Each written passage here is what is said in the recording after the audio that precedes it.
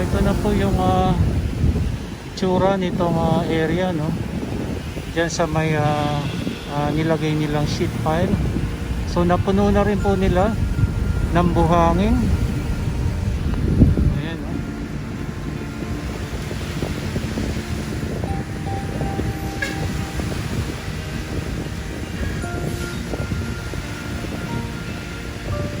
Tapos binaba muna nila itong mga harang na ito, no? Ayan.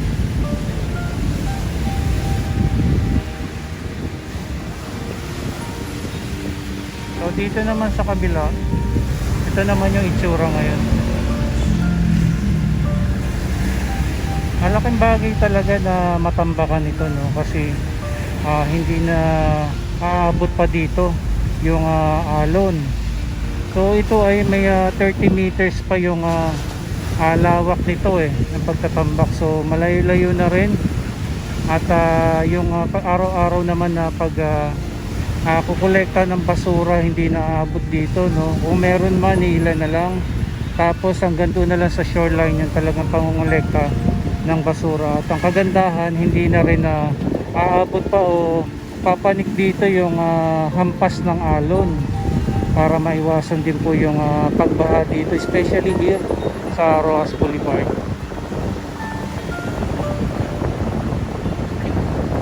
Ayun na, mamaya lapit tayo ng konti para makita natin yung tinambak na buhangin po dyan sa sheet pile.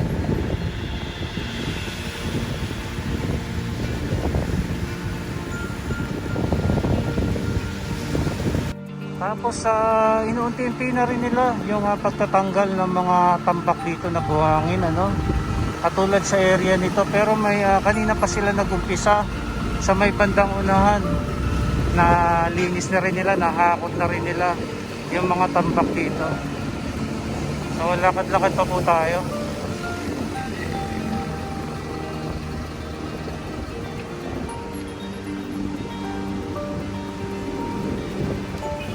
Ayan, malakas ang hangin ngayong araw na naman, ano?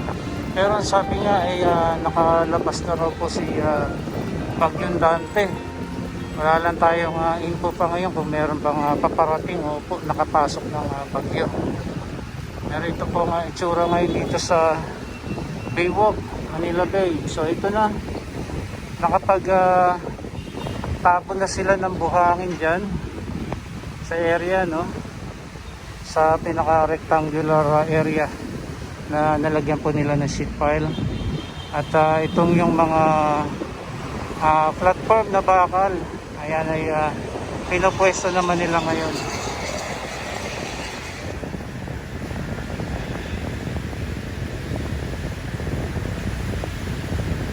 So according po sa information na nakuha rin po natin, ano, naglagay sila ng mga sheet pile dyan para mas maging matibay yung pundasyon dito na gagawing ramp. Kasi nga po ay tag-ulan na naman, bagyuhan na naman, no? Kaya mas matibay itong inihanda nilang rampa dito. So ito yung mga geosandbags na ginamit nung unang rampa dito, no? Yan, tinabi muna nila dyan.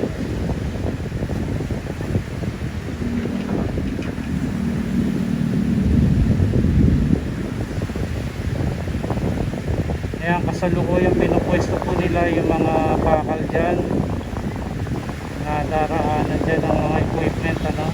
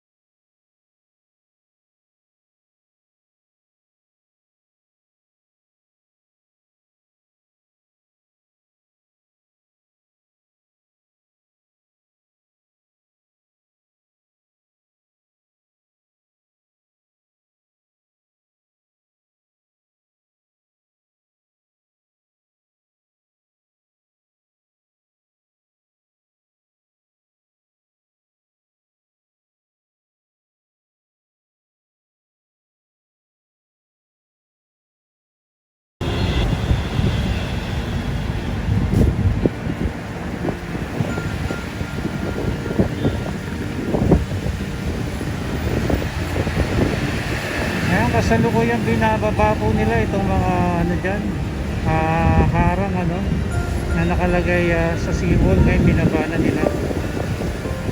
Delikado nga rin no, kapag may nabagsakan sa lakas ng hangin dito.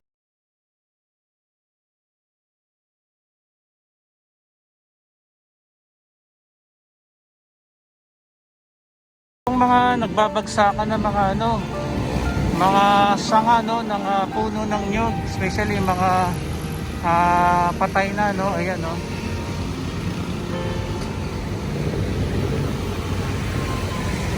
Ayan, delikado rin po kasi yan ano kapag may nabagsakan.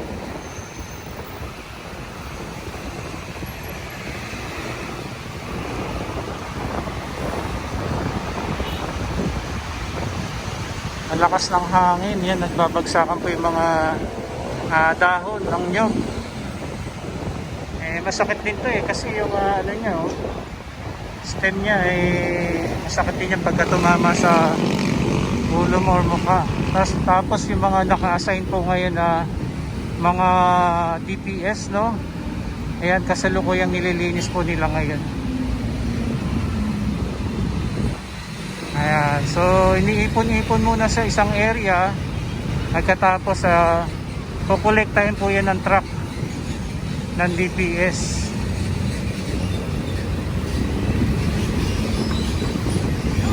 Hello, good morning. Ayan po sila sila yung mga panghapon na naglilinis po dito sa Baywalk.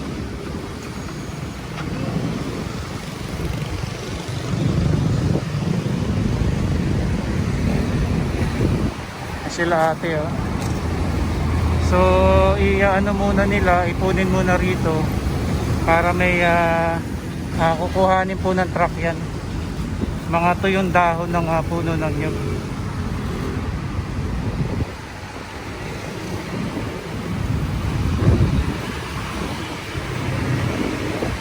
Tapos meron din po ditong mga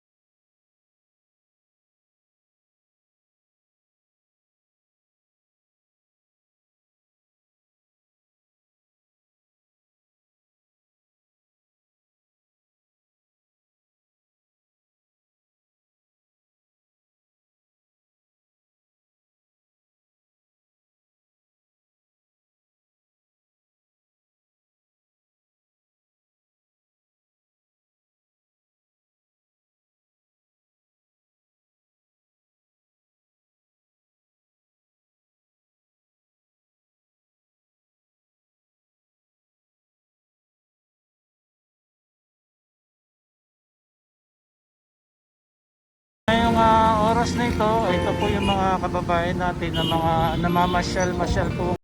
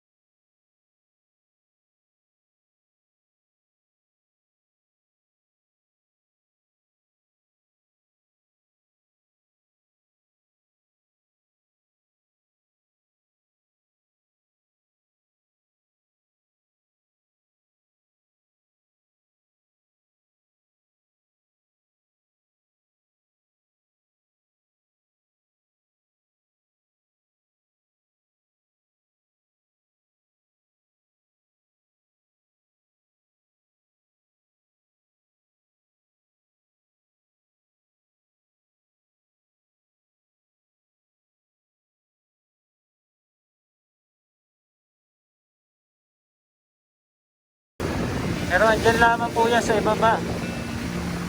Total mga 20 to 30 meters pa yung tatambakan dito eh. Mula rito sa seawall ng buhangin.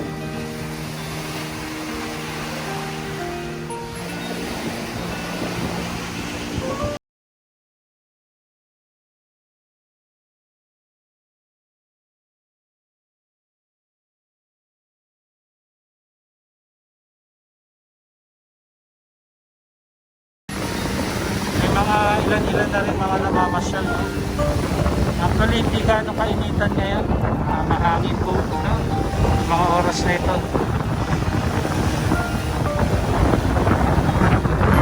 Pasyal pa tayo dun sa kabila.